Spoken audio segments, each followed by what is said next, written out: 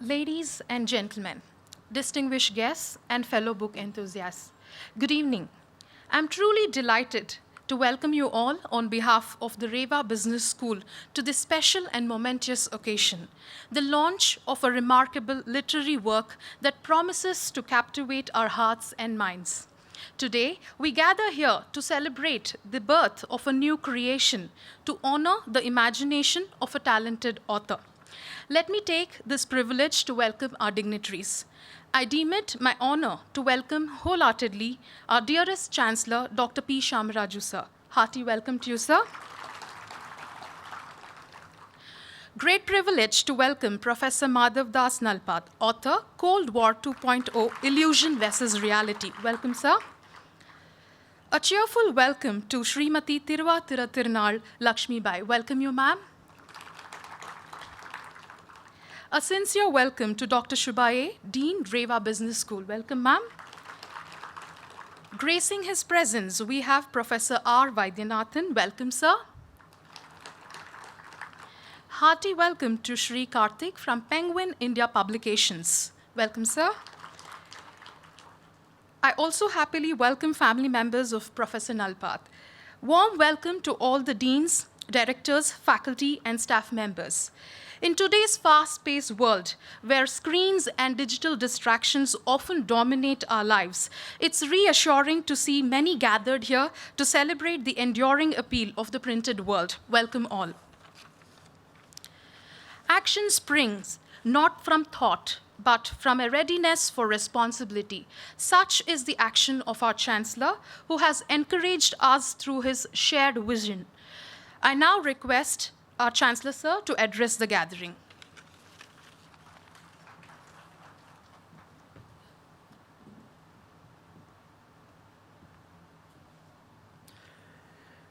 And good evening. It is a privilege having Dr.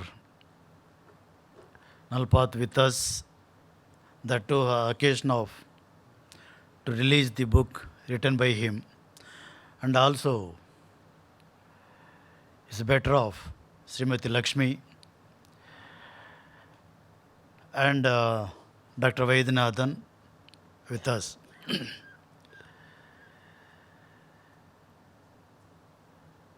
I have to thank him for giving the opportunity to release this book, which is a very important book. I think you will be hearing about that. I don't want to, talk about that. One thing I have to reveal here. Dr. Nalapat and Dr. Vaidyanathan, we are forming a advisory board. Both of them are in that board. We will be having first advisory board meeting on 16th of this month. Some more advisory board members also there, that you will know on that day. All these people, where we are weak, where I am weak, that they will support. That is the reason I wanted and requested them to be in our board. I think without wasting time, now let us start the program of releasing the book. Definitely you will enjoy, and I am delighted to and listen to Dr. Nalapat. Thank you.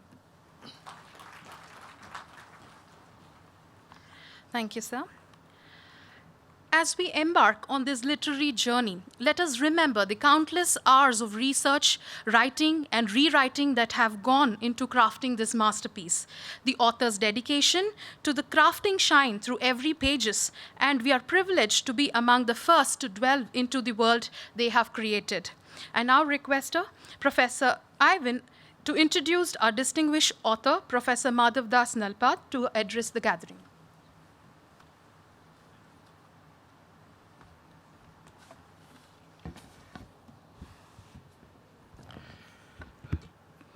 Professor Madhav Das Nalapat is India's first professor of geopolitics, vice chair of the Manipal Advanced Research Group, and UNESCO Peace Chair at the Department of Geopolitics and International Relations at Manipal University, India.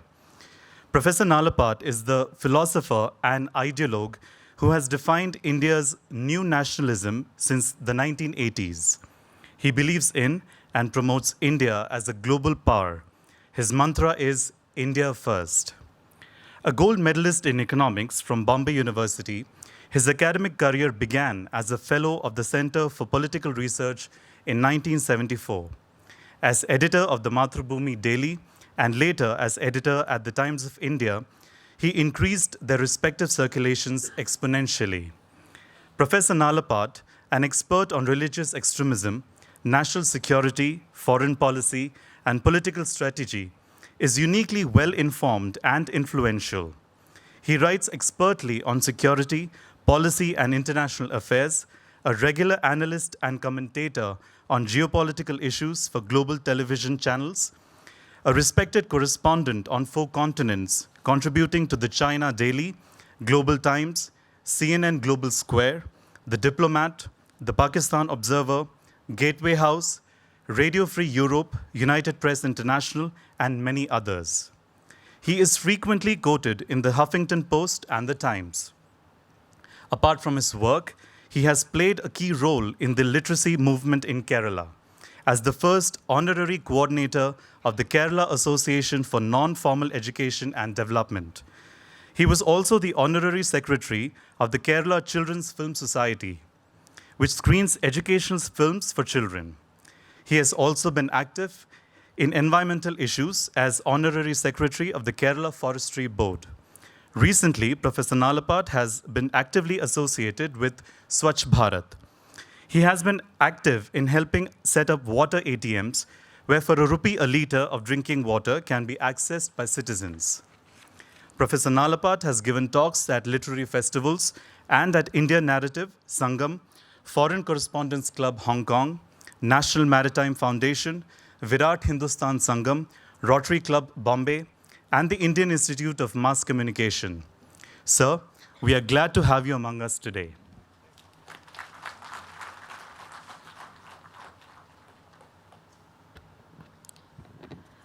Books hold a unique power. They transport us to different world, ignite our imagination, and connect us with the shared experience of humanity. The book we are about to unveil does just that and more. It is a culmination of creativity, dedication, and the sheer love for the written world. Without much ado, I request our Chancellor Sir to felicitate our eminent author, Professor Madhav Nalapat, and also unleash the book Cold War 2.0. Request Dean Dr. Shubha A. to join the felicitation.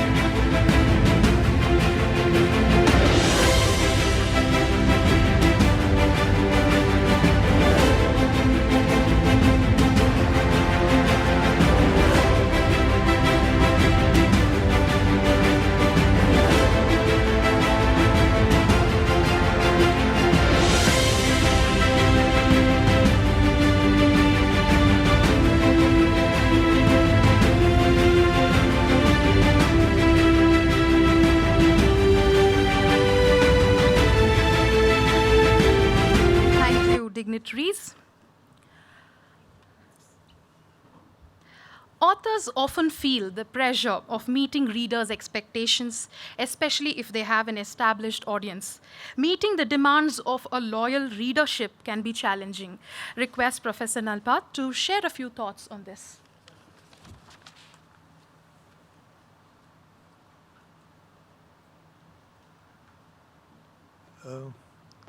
Thank you very much. It's an honor and delight to be here.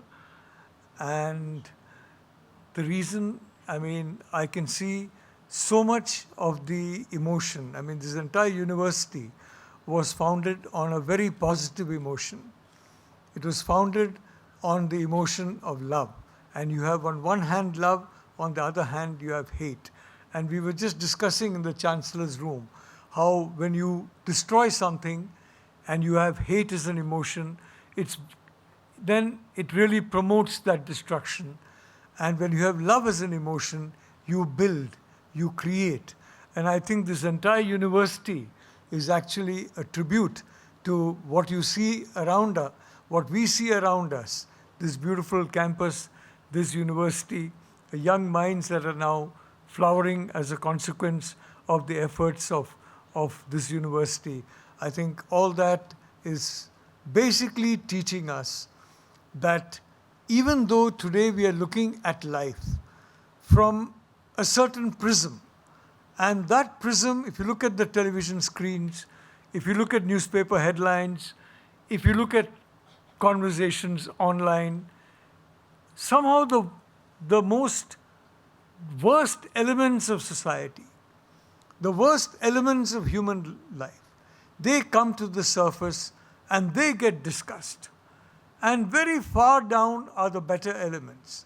It's as though, if you have an algorithm, for example, let's say that I have an algorithm for my friend Karthik of penguinbooks, and that algorithm I tweak so that only the most horrible things that anybody says about Karthik come to the surface in a search.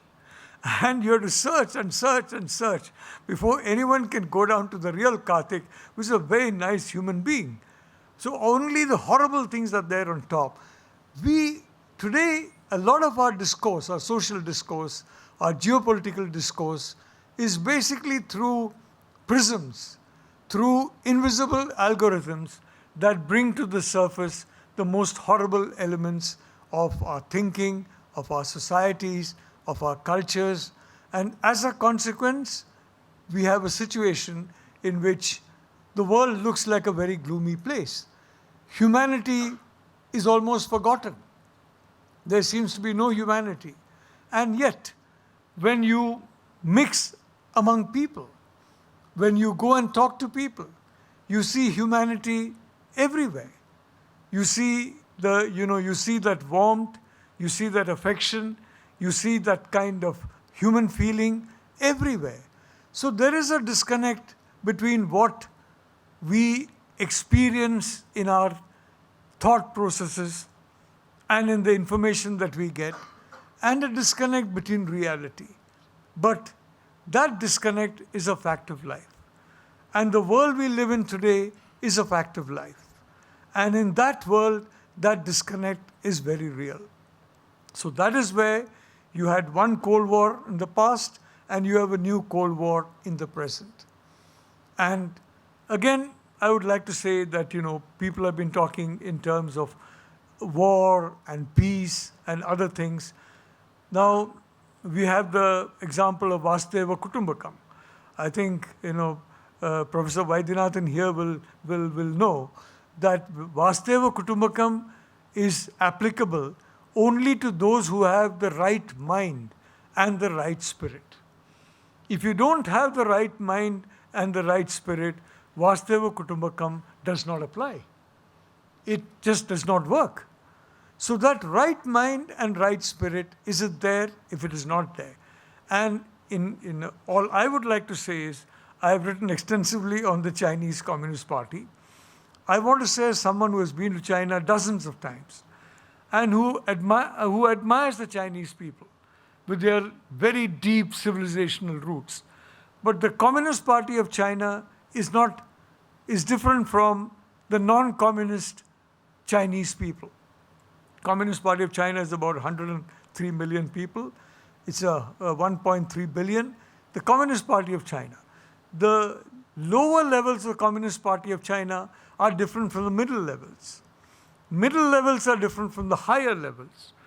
And the highest level is different from the higher levels.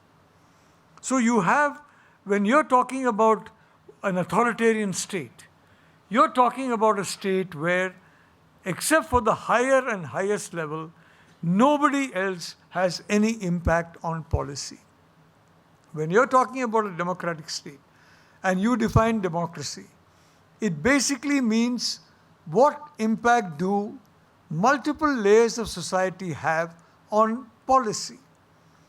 And the less and less and less and less impact that the so-called lower layers, I don't think you can call it lower, but let's say in a pyramid, the base of the pyramid, the less the ability of that base of the pyramid to influence policy at the top of the pyramid, the less democracy you will be seeing in the world.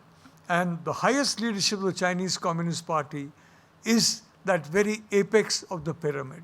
And very little from below ever reaches that particular apex. You live in a bubble. And in that bubble, basically people are afraid of you because you have absolute power. You can make people disappear. You can make families disappear. You can make rich people into poor people. I mean, if you, again, if I were to say something, I said, I would like to just point out in China, for example, a few years ago, a very well-known movie star was basically sent to jail, her entire property confiscated, and she was basically treated very, very badly because a senior member of the Communist Party had an affection for this movie star. And they wanted to basically teach a lesson to this senior member of the Communist Party because he was not an admirer of the present leadership. So as a consequence, they went after somebody who they knew he was close to. And she was punished for the crime that this person had an affinity to her. So that is something which you can do in an authoritarian state. That is a kind of cruelty that you can practice in an authoritarian state without any blowback, because you're living in a bubble. Where the internet is concerned, you have firewalls. Where books are concerned, you have firewalls. And across the world, you can spread your influence. You can, whether it is a movie industry, whether it is writing, whether it's anything else, you can spread your influence and all that. And you do all this essentially in a way, as a way of controlling. And not just controlling your country, but then controlling your continent, controlling other continents. And you have that mindset of control. And when you have that situation, you have an untenable situation in the world. Now, why I wrote two books actually during that period. One of them was called 75 Years of Indian Foreign Policy. It was brought out by RUPA in September last year, August last year. It is about India working with the other big democracies, the United States and other democracies. This book, which Karthik was kind enough to accept and publish, Penguin, was basically about how Cold War 2.0 is an inevitability. It is not an inevitability because of the people of a particular country. It's not an inevitability even because the ruling party of a particular country. It's an inevitability because of the highest leadership of a particular country and the dissociation of that leadership from anything and anyone below. So you have a complete disconnect from, in a sense, ordinary lives, average lives. And you have a sense of contempt for ordinary lives, average lives. And then what happens is you dream dreams at the expense of other people. Today we have seen the South China Sea. It's become a PLA lake. You are seeing how in United States and India, efforts are on to widen the chasms between the different social groups. So let's say you have two fringe elements of society, different fringes. And those fringes, you have discourses taking place on the internet which promote those fringes and shrink the middle. And we all know a healthy society is a society where the moderate middle is strong and the fringes are weak. When the fringes become weak and the moderate middle becomes, when the fringes become weak and the moderate middle is strong, that society is moving in a good direction. When the reverse happens and the fringes begin to become stronger, hate triumphs over everything else. Hate triumphs over humanity. Then what happens is that the country enters into a kind of a dystopian state, a state where violence, etc., can be endemic. We are seeing in a world today the kind of tensions and turmoil that we saw in Europe in the beginning of the 20th century.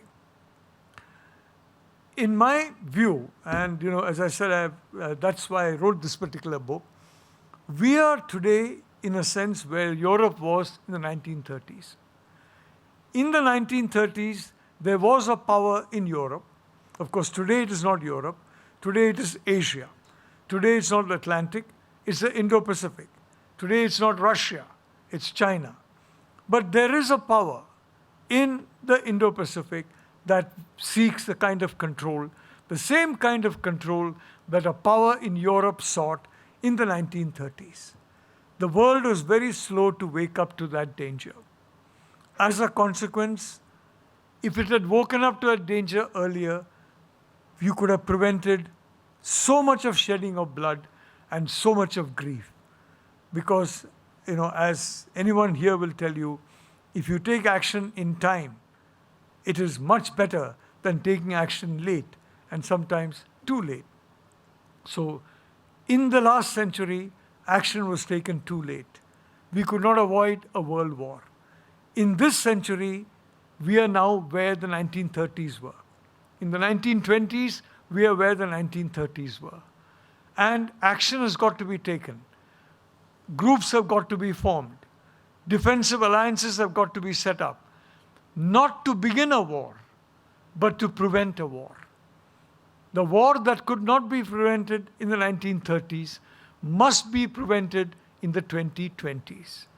That is essentially the foundational idea behind the book. I'm not going to talk very much more about the book because we're going to have a discussion about it, but I just want to say I didn't write this book because I like war.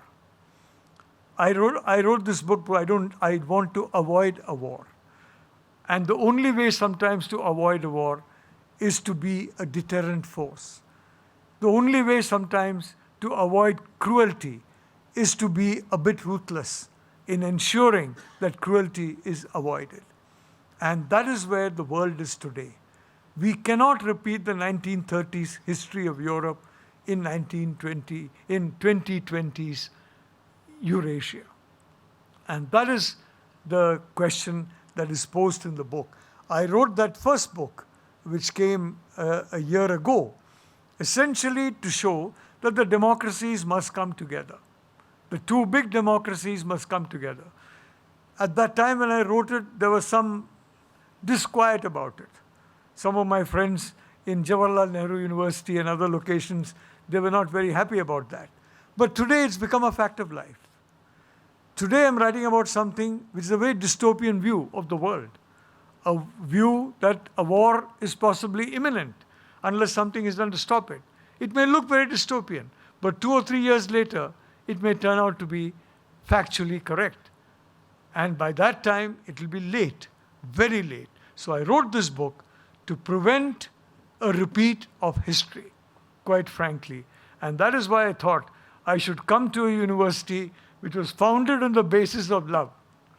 And I would always like to say that the true founder of this university is the individual who inspired our chancellor and in whose name the university is founded.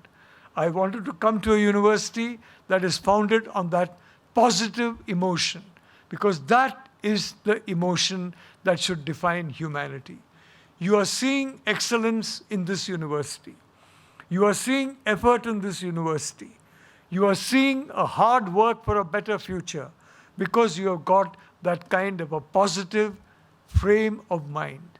And I think the founder of the university, wherever the founder may be, will be looking at you and looking at you in a way, in a smiling manner, because that is what the founder believes. So again, I would like to end by saying, I did not write this book because I like a war or to provoke a war. I wrote this book to avoid a war, to avoid making the mistakes we made in the past century, and to prevent that, and how to prevent that. So that is where this book comes in. I'm very grateful to you for patiently listening to me. I'm very grateful to the Chancellor and to the Vice Chancellor and to our other senior colleague there in the university for having invited me. I'm very happy to come here. Why? Because in REVA, I see another force. And I see the force of a new, young India. I see young people in front of me. I see people who are confident. I don't see people who are mournful. I don't see people who believe that the future is bad. And it will not be bad if you are there and if you draw the right lessons and the right conclusions, including from this little book that I have written. God bless you. Jai Hind.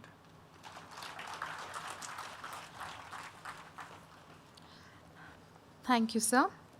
I now request the dignitaries to unleash the book Cold War 2.0, Illusion versus Reality to the literary world.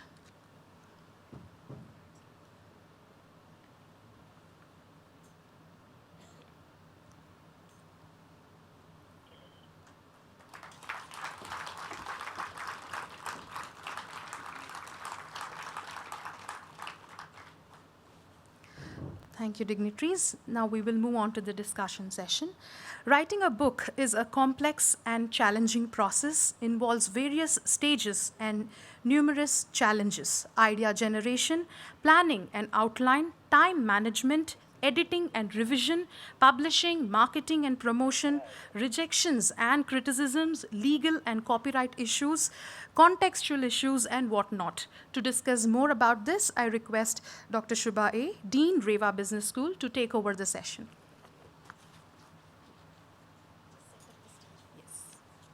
Can we have the stage set up for the discussion?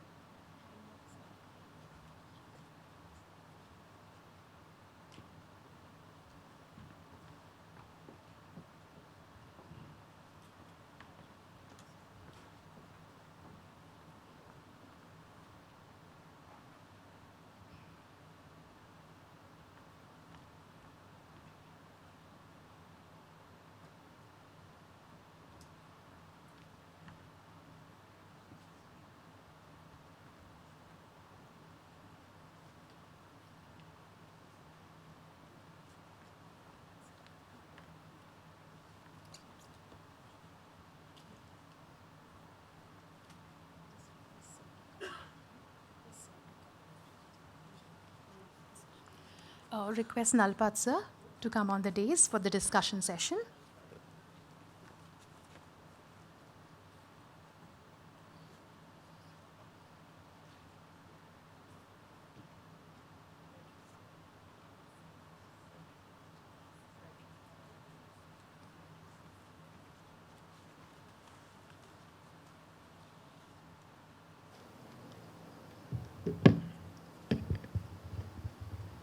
So first of all, good evening, and it's indeed an honor to actually sit with you like this and to discuss about your book, India in the Era. Illusion versus reality. I deem it as an honor, actually. And to begin with your permission, with whatever homework that I have done, if I could brief little bit about Cold War 1.0, which actually sets a context for your book, Cold War 2.0. Just for the audience, I think it is very important for us to understand, and what I have understood through all the lectures that I have heard to prepare myself for this session. Cold War 1.0 was between the United States and USSR. And the genesis of this Cold War 1.0 was basically the battle of systems. Now let me explain to you what is a battle of systems. Now simply it is nothing but when we say United States follows a particular system of government and Soviet followed a particular system of government. And the USSR believed that it was not ideal for the rest of the world to follow the United States system of government. And they wanted to replace it with Soviet system of government wherever possible. Let us assume a system which is following a Soviet system goes to a US system, then US gains. A system which is following a US system goes to a Soviet system, then Soviet gains. This situation is something what we call as a zero-sum situation. A situation that involves two sides, where the result is an advantage for one side and equivalent loss for the other side. Usually when we talk about the zero-sum thing, it is actually a mathematical expression which we study in game theory and economic theory. And we use the same over here. When there is a zero-sum situation, there is a basis for Cold War. Actually, we should understand when a Cold War happens. And Cold War, in one sentence, if I have to define, it is nothing but a systematic competition between two superpowers. Now, at that point of time, USSR was definitely a superpower. And India was following a hybrid system. That is, maybe a few things we have picked up from a particular system, certain things from the other system. I would not go into the details, just to set the context. In the world of superpowers, we cannot say we will not align to a particular system. We need to have the protection of superpowers, which is very, very essential. Now, during this time, I think there are many things, again, to brief, but I will just tell you that the Chinese took advantage of this Cold War 1.0, because of which today we understand that the Chinese economy is 5 times bigger than that of the Indian economy. And the downfall of Soviet was basically the collapse of USSR, maybe end of 1991 and beginning of 1992, is basically where we hear from Nalapat sir, which he says is basically the leadership errors and the strategic errors. I think, sir, you also referred to certain tactical errors which can be rectified. But these strategic errors and leadership errors are certain things that will have a long-term implication. That is what you have spoken about. And from there, we pick up. And this was something I should say that we should know about 1.0 to know about 2.0. It is also important. So I thought let me brief about it before I start with the further discussion about Cold War 2.0.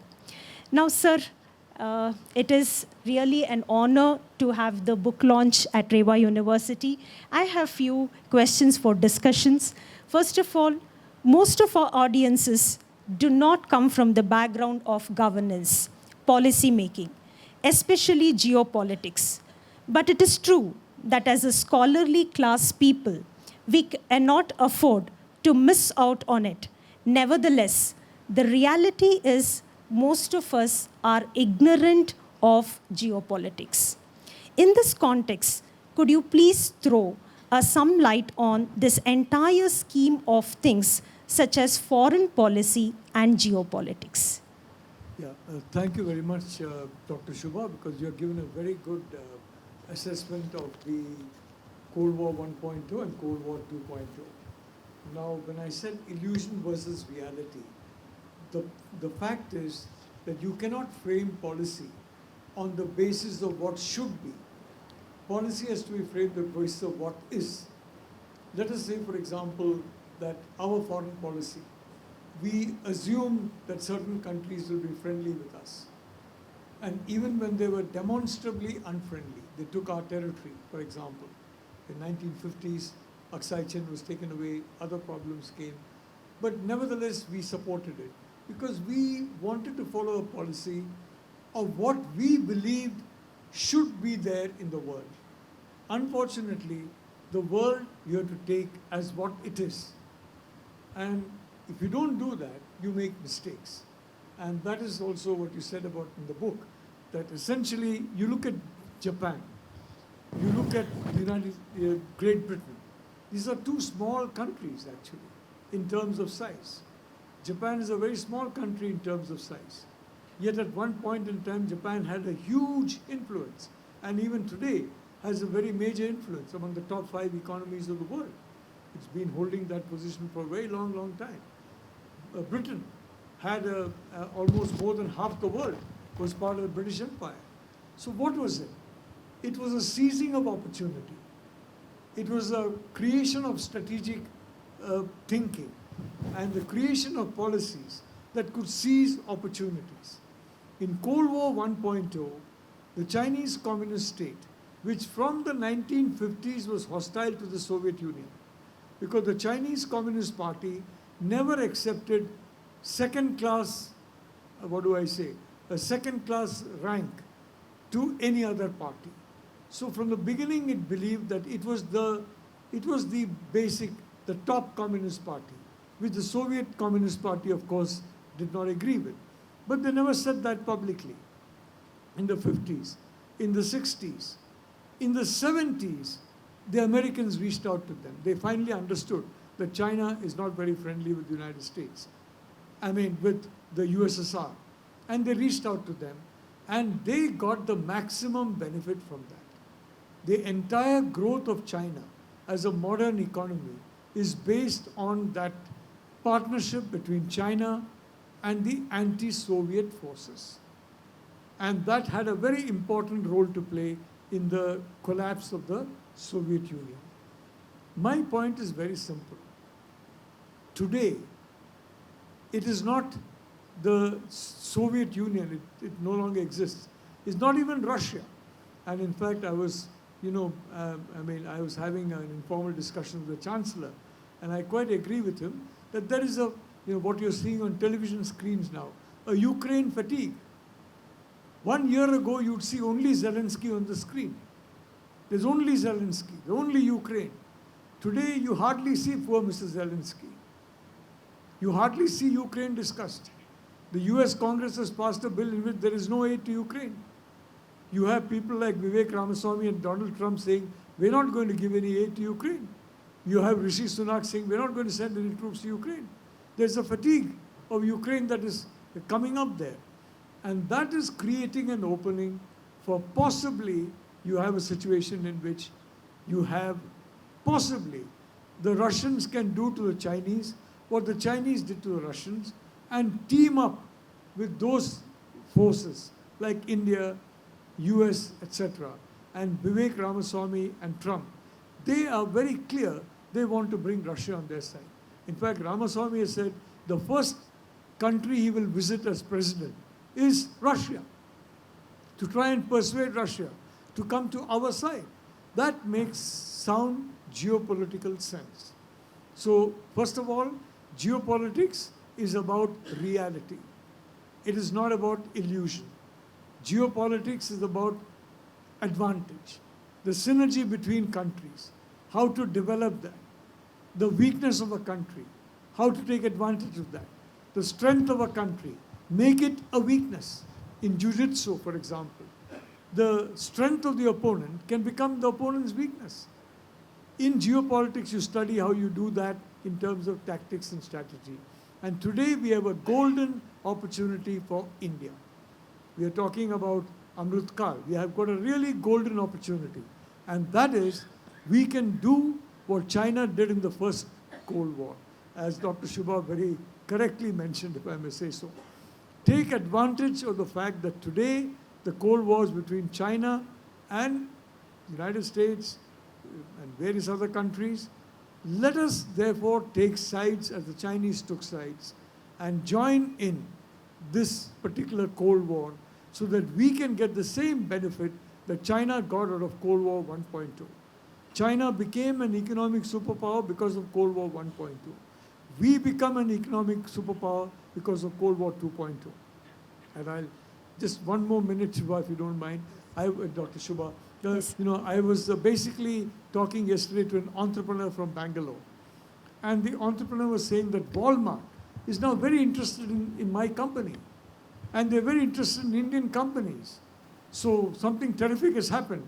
I said, what has happened is geopolitics.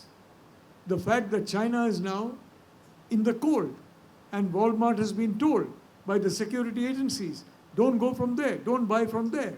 Buy what's called friendshoring. India, a lot of companies are now looking at relocating from China. Many of them ought to come to India.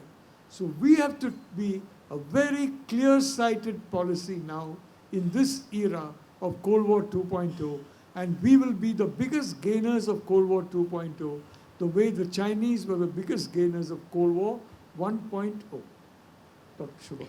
So, my next question is, in the very beginning of your book, you speak about determined resistance against People's Republic of China. Are you saying that was missing during the first Cold War? And if yes, are you saying that world today is more alert or apprehensive about superpowers? Well, I'd like to say that that was not the internet world, frankly. That was not the online world. And the internet world is in some ways very advantageous. Now you've got Digital India. The government is pushing very hard for Digital India. That's a very good thing. But the problem is that sometimes what happens is that we get lost and trapped in our own subjective silos.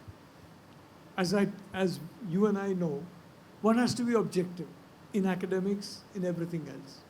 You can't live in the subjective world. You can dream in the subjective world, you can have recreation in the subjective world, but you can't effectively function in a subjective world. You have to function in an objective manner. And that is the problem. Today, in the internet space now, you have a lot of intrusions by Chinese entities. And those intrusions are designed for two reasons. One, to say that China is not a threat, it's an opportunity. But very importantly, to hate your own country. So today you have many Indians hating the whole or part of India. Many Americans hating the whole or part of America. Many Germans hating their own country. French, British, others hating their own country. So it's don't hate one country, but hate your country. And this is the problem. And this influence has got to be tackled. And this is something we have not yet managed to tackle, frankly, because a lot of algorithms, algo writers, etc., they can, create algorithms that bring to the top a certain piece of information that predispose us to a particular point of view about a country or within a country, a particular citizenship. Now, in my case, for example, I've always said that if you're a nationalist, you're a nationalist. You're an Indian nationalist. There is no religious tag to nationalism because everybody who's Indian is a nationalist. And that is where long back I wrote a book in the 1990s where it was called Hindutva. And I mean, that argument was the DNA of the Indian is a compound of the Vedic, the Mughal, and the Western. All three. And we cannot forget any of the three. Now, sometimes what happens is we try and forget the Vedic period. We concentrate on the Western period. Sometimes we forget the Vedic period. We don't pay attention to the Western period. We focus on the Mughal period. Sometimes we forget the Vedic period and Mughal period completely. We concentrate on the Western period. No. All these three periods are important for us. They may be different in terms of number of years. You may have thousands of years of the Vedic period, hundreds of years, and a couple of hundred years of the Western period. But all three are important for us. And all three are in a common DNA that we have. And that is the importance of saying, if you're a nationalist, there is no such thing as a religious tag to nationalism. Nationalism is love for your people, love for your country. And believe me, there is a nationalism in India. But again, secondly, that nationalism has got to be linked to the broader humanity. That is why Prime Minister Modi is talking about Vasudhaiva Kutumbakam. And that is why in the G20, it is one earth, one family, one future. Now, you will have countries that do not believe in that. They will keep apart from that. They will sabotage that. But the rest should work together. And so that is where the question of, if you love yourself, believe me, you will love others. And if you love others, you will then love a broader and broader spectrum of society. Now, what I'm seeing in this university today, it's like planting of seeds. Now, I wrote a piece in Sunday Guardian some time ago about an acorn becoming a tall oak. That acorn was the idea of a doctor who was trained in Madras and who came back to his village because he did not want to leave his family, and who set up an institution. And that institution has become a very large institution. I'm connected to that institution, so I have a small bias towards it. Manipal, it's all over the world now. It came from that one man's thinking. This institution has come from the thinking of a very noble lady, carried out into fruition by the Chancellor. That seed has created this. And believe me, Chancellor, this university will grow and grow and grow, not only in India, but abroad. Because today, we are not just digital India, we are global India, I can tell you. But to be fully global India, we have to seize the opportunity of Cold War 2.0. And why Karthik liked this book was Karthik likes the idea of his children and grandchildren enjoying the benefits of India taking advantage of Cold War 2.0. Thank you, sir. So you have said in the first chapter that these broader policies of international relations involve civil society in a larger manner. Is it because you see that the largest democracies like India, as it is, does not have a reliable state system to foster national integrity and national well-being? Look, I'd like to say that the good thing is technology is making each of us empowered. Now, I am a bit of a dinosaur in these matters, but I've seen people who are 1/4 my age handling this, and basically in about 3 or 5 years' time, you can do practically anything from here. You can, most of the tasks that you need to go to a government office from, you now do on the internet. You can do it from here. So what is happening is technology is empowering individuals. And may I say, Dr. Shubha, one thing that made me understand about what is a tragedy that is happening as a consequence of a predatory power is our folk. I went to Uttar Pradesh. I saw our artisans, artisan families. I've gone to Odisha. I've gone to Bengal. I've seen artisan families. They're starving. They have no work because cheap Chinese artifacts have now flooded the market. Nobody buys from the artisan anymore. They buy the substitute. And these people have lost their livelihood. And as a consequence, the young people are angry. And when you're angry, you are subjected to hate. And then you go into, movements that breed that kind of feeling, that breed that kind of violence. That's the opposite of a stable society. So the point is, even this idea which I think was mentioned, it's a bit very long. I generally don't like any introduction of mine with more than 2 sentences. This is a little longer than that. We had a friend of mine who basically is now the leading entrepreneur in this. He went to a village and he saw how water was being distilled through clay. And different layers of clay and stones and whatever, sand or something. And by the time the water came out, it was pure.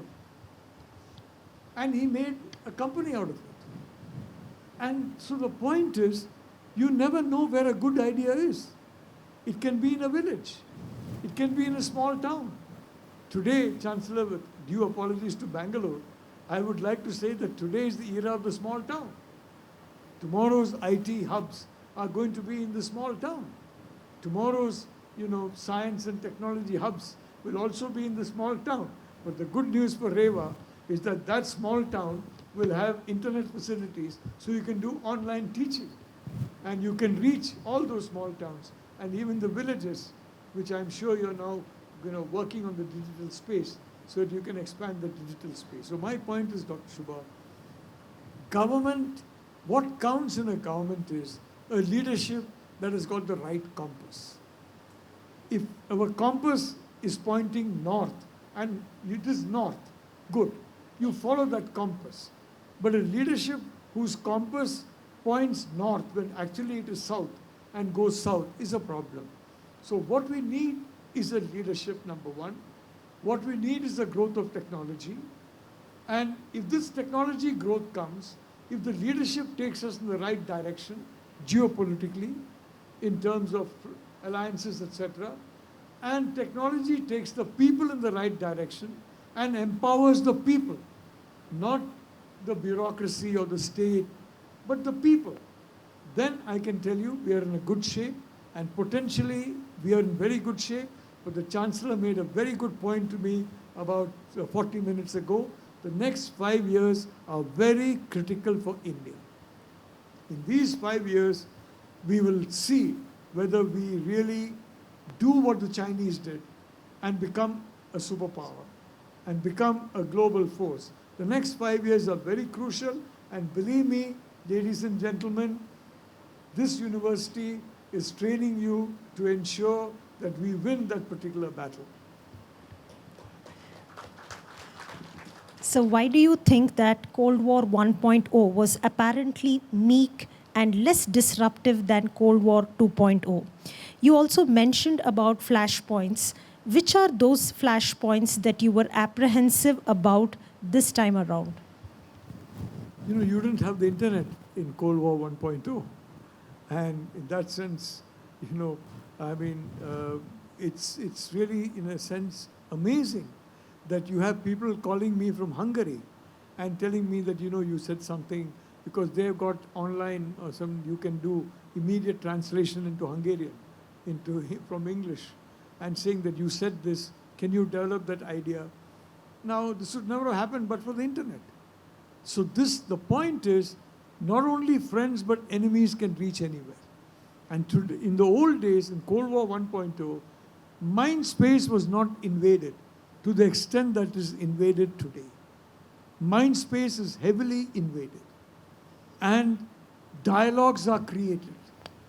Many dialogues which are not helpful to integration, which are not helpful to a scientific attitude, which are not helpful to an economic, resurgence. So that is where, and you have an adversary that is using the tools of technology to enter into your mind space. And that is the risk that we are running in Cold War 2.0. But the good news is, very frankly, that, the adversary is showing itself very openly. It happened in the previous century also, but we were late to react. This time around, we should not be late to react. But the good news I can tell you is our young people, I think overall our young people are getting into technology. They are understanding the difference between good and bad technology, between a good silo and a bad silo. And I would encourage you only one thing. Don't just be happy in one point of view. Above all, don't believe in any form of supremacy. As Dr. Vaidyanathan will tell you, racial supremacy is an evil. There's no such thing as racial supremacy. You go to the United States of America, you find many people from South India, and they are doing exceptionally well. So you can't argue that because of skin color, you're doing badly in the US. It's not because of skin color. Because believe me, I think, it's not the people who are from South India are doing exceptionally well in the United States, especially people from states of Karnataka and Andhra Pradesh, these two states. So I would only, again like to say that this is a global world today. And look globally, think globally, act globally, and be global. And from that point of view, I'd like to say, awaken the humanity inside you. It is humanity that created your university. It is that positive feeling that created your university. It is that positive feeling that will make you create so many other important things in life. So overall, I can tell you, I am optimistic. I want to say, Dr. Shubha, why I'm optimistic. For the first time, we are seeing the Philippines, Indonesia, Malaysia, Vietnam, all of them challenge China. For the first time. They never did that in the past. They're doing it now. Philippines, Bongbong Marcos is openly challenging China. We are seeing the Quad coming up. We are seeing, for example, Mr. Trudeau, making allegations against India, which Dr. Vaidyanathan knows is not correct. He was a member of National Security Advisory Board, and he knows our agencies follow the Gandhian path. No, absolutely no violence at all. Committed to non-violence, if I may say so. But he accused us of that. And in that process, he tried to create a divide between the West and India, inadvertently. I have the highest regard for Justin Trudeau. He's a very fine person. I don't think he had any evil intention. But the objective reality of his comment on India was to help China by separating the West and India. And that is something which failed. The other countries did not go into that because it has become so obvious that democracies have to work together. And hopefully tomorrow or day after, the Russians also will come on the correct side. And when that happens, I do believe the Chinese people will be rescued. The Chinese Communist Party is no friend of the Chinese people. The Chinese leadership is no friend of the Chinese Communist Party cadre. The Chinese people have to be rescued from the control of the autocrats who are running them. And believe me, Dr. Shubha, India will play a very, very crucial role in that. Weapons of mass destruction created by both the USSR and the US had their origins in fear rather than in actual risk of aggression is testimony to the lack of understanding of the other side. Are you saying that this time around the situation is different? Actually, the problem in our country, is that we think mechanically, in the sense that if you know a language well and you can speak it fluently, you believe that you understand the people of that country.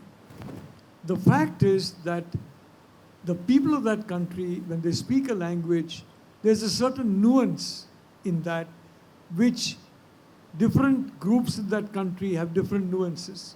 So the same words can have different meanings. For example, Karl Marx talked about Arbeiter in German. Arbeiter and worker are two different things. And Arbeiter can mean even a professional in the English language. And in English language, a worker is a manual worker. An Arbeiter need not be a manual worker. So when you translate Marx into English, it becomes worker, manual workers, and nobody else, which is not really the true spirit of Marx. So from that point of view, you have to think in the mind of your, I hate to use this word, adversary. If you have to think in their way of thinking, and if you don't think in the mind of the adversary, you may know the language, you may know the food, you may know the culture, but unless you think in that way, you will not understand what the adversary's policies are going to be and what the adversary is thinking about your policies. Very harmless policies may seem very sinister to the adversary. Very sinister policies of the adversary may seem harmless to you. So we have to understand the mind of the adversary. And that is a very, very difficult task. Neither ChatGPT nor AI is going to teach us that task. It's only human logic that can teach us that. So for heaven's sake, ChatGPT is fine, AI is fine, but for heaven's sake, human logic is what can save us. Sir, in the book, you make a strong statement that to secure a successful outcome, it requires an application of unsentimental logic of geopolitics. In this context, I also quote Dr. Swami, as he says in one of his speeches that international relations is not a romance. I find a similarity in both of your views. Maybe coincidental, but on a serious note, why did you say what you said? I'd like to admit that Dr. Swami is an old friend of mine. We have one or two disagreements, including a disagreement about a particular individual whom I have a lot of regard for. And Dr. Swami, if you look at Twitter, does not. But barring that, we are very, very good friends. And he has talked about abolition of income tax. In my personal view, that's a great thing. That's a great idea, frankly. I've always believed in cutting down taxes, cutting down tax rates, and improving tax collections. The more fair tax is seen by the person, the more willing he or she is to pay that tax. But having said that, I'd like to say that the point that I have made basically is that you have to look at things without being subjective. You have to look at objectively the situation and then judge it on the basis of what is there. Now, Justin Trudeau is probably a very nice guy. He's probably a wonderful person. He may be a lovely friend to have. But objectively, he may not be pro-China, although his father was very friendly to China, if I may say so. So is he. But that doesn't mean anything. But objectively, Justin Trudeau tried to create a rift between the West and India. So objectively, the man has done something wrong. Subjectively, it's a different matter. Objectively, he has done something wrong. So my simple point is, and you're talking, Dr. Shubha, about, I feel the Himalayan massif that goes right up to, for example, the whole of Kashmir, Ladakh, Bhutan, Nepal, Sikkim, Arunachal, that whole area is at risk. The South China Sea is already a Chinese lake now. It's almost a lost war, but unless we come back and we claim it again, and Taiwan. These are the three risk areas in my way of thinking. The Himalayan Massif, Taiwan, and the South China Sea, which we need to reclaim. So these are the three main tension points. And my point is, you cannot say that if the Chinese, now for example the Americans, they have made a big play about Ukraine. Ukrainian sovereignty has been violated by Russia. Our sovereignty was violated by Pakistan in 1947. It was violated by China in 1953. I don't see the Americans very upset about that. I don't see Europeans being very upset about that. What is the, I mean, I don't understand that. Ukrainian sovereignty, all right. What about us? What about our sovereignty? If you use the same standard, don't cherry pick. That sovereignty is okay for some countries, but not for the others. So from that point of view, these are the high-risk zones. After Galwan, I'm beginning to believe that more likely it will be Taiwan. Till Galwan, I was not sure. But at Galwan, our soldiers showed what they are capable of. And one thing I'd like to say about the PLA, and again I say as a good friend of the Chinese people, I like them a lot. The PLA soldiers are single male children. They're all single children. They're all single children. And when you're a single child, your parents don't want to see you die in a battle, which is why there is constant rotation of troops on the India frontier after Galwan. Our soldiers are tough guys. They were what Chinese soldiers were in the 1940s and 1950s. Mao Zedong soldiers are our soldiers. UP, Bihar, Andhra, different states. They come from there. They're tough. They've seen poverty. They've seen pain. They've seen suffering. These Chinese kids who are handling a gun, for them war was a video game. For our soldiers, every day your life may be in danger because you may be sent to a zone where you may be shot at. So that is the difference. So I think after Galwan, I am now more convinced that it's likely to be Taiwan. But remember, if it is Taiwan, it's also our war. Because if Taiwan is lost, a big chunk of the knowledge economy is in danger. Japan is in danger. Philippines is in danger. South Korea is in danger. So, in other words, you go back to John Donne, that no man is an island, entire unto itself. Everyone's passing affects me. So, no country is an island, entire unto itself. And we have to understand the commonality of this Cold War 2.0 alliance and go by the principle of NATO, Article 5, that an attack on one of these countries, partners, is an attack on every country. So in your book, you have mentioned about the Teach India a Lesson, school being favored by the People's Liberation Army. Can you tell us more about it? In your book, you have mentioned about the Teach India a Lesson, school being favored by the People's Liberation Army. Can you tell us more about it? Look, it took a while but I came to a conclusion that the Chinese can never accept a strong India. There's another conclusion which Trump disagrees with, and Vivek Ramaswamy disagrees with, which is that America can never accept a strong Russia. And the reason for that is, a strong Russia means you displace America as the primary power in Europe. A strong India means you replace China as the primary power in Asia.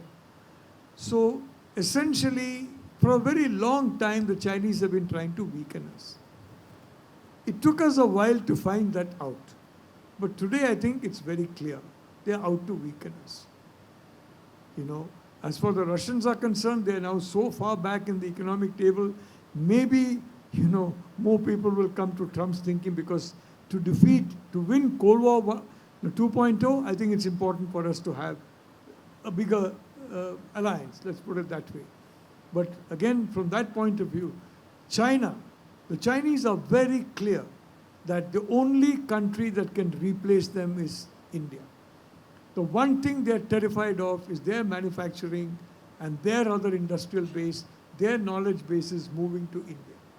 And they're terrified of that. And that is why they're terrified of a leadership that is now promoting the Quad, promoting this kind of alliance, and promoting, frankly, a situation where if you want to move from China, come to India. And I again go back to my discussion yesterday with that person who was selling goods to Walmart.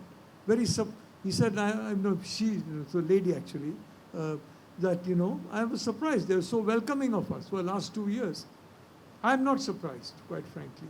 So I think, again, from that point of view, I'd only like to say that the Chinese can never accept a strong India because of the zero-something that you mentioned. Between India and China, so long as China is run by the Communist Party of China and its present structure, it's a zero-sum game. So China's one-child policy has become very successful. Could you tell what made it so successful, and are there any consequences of that? Well, they're paying a price now in terms of a demographic this thing, but that will be 30 years later.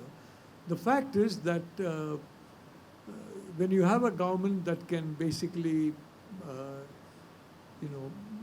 do anything they like to ensure that you have only one child, including making an end of the other child, then it will become successful. And you have a government there whose eyes and ears reach everywhere, it will be successful. It was sheer ruthlessness that made it successful, frankly. I don't think it was a good, I frankly believe the old family planning slogan, Hum do, hamare do, is the right slogan, frankly. It's not Hum do, hamare ek, which is what the Chinese Communist Party said. But I think that's the right slogan. The Chinese are now saying Hum do, hamare char. That's the new Chinese party, Communist Party motto. But unfortunately, abhi kya ho raha hai? Hum do, hamara ek bhi nahi. Because people are not looking, because it's too expensive or whatever, too much trouble or whatever it is, I don't know. So China is in deep demographic trouble, I can tell you. But having said that, I'd like to say about the one-child policy. It's a very different country, Dr. Shubha. Some of us, we have been in a hotel, for example, and we see somebody knocking at the door, the room near your room, and there's a lady there who's obviously a dissident, and they put a chloroform pad on her nose, and she falls unconscious. Then they put her in this stretcher, take her down in an ambulance, and put her, not in an ambulance, like for an ambulance, and put her in a police car. And who takes her down? Who puts the chloroform? Not doctors, policemen, security. And I was so amazed. I walked down and followed that lady as I didn't leave the hotel, but that would have made me very conspicuous, and into the policeman. And God knows what happened to her, but she's obviously a dissident. God knows why she's called a dissident. So a country in that situation, Dr. Shubha, can enforce anything. And may I say one thing? People have talked about Xi Jinping being removed. People have talked about Stalin being removed. People have talked about Hitler being removed. He removed himself in 1945. Stalin was removed because of natural causes. He had a horrific cerebral hemorrhage, which is a natural cause or whatever. And Xi Jinping, I can tell you, I'm not one of those.